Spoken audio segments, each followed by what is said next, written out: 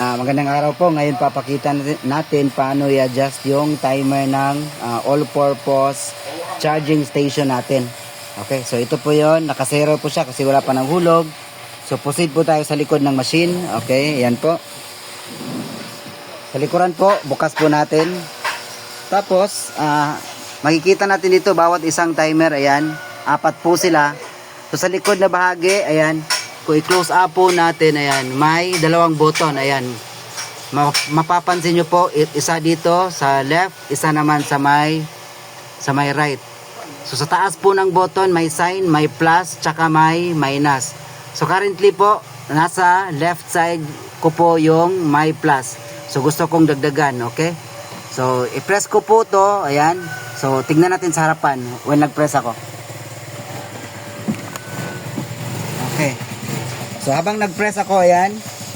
Okay. Currently 8:25 po, meaning 25 minutes yung nakaset. So kung press ko po ulit, after na makita yung 8:25, ayan, maging 8:26 po, meaning 26 minutes na po siya.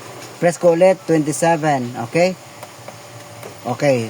28. So meaning 28 minutes po yan. Kung i-press ko naman sa kabilang side, bawat press ko po, 1 minute yung mababawas. Ayan o. Ay, naging 8:27, 8:26, at binalik ko naman yun sa 8:25 kasi yun ang standard namin.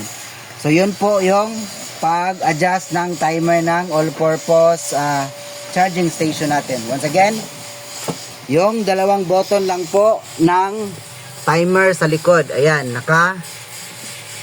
naka-black po siya. Tignan po natin, ayan, naka-plus na sign, black color po. Sa kabilang side, minus sign sa taas, bawas po ng time. So 1 minute po bawat pindot. Huwag pong matakot na pindutin yung timer kasi 12 volts lang po. Hindi po yan nakakasakit. Hindi po yan delikado. Okay?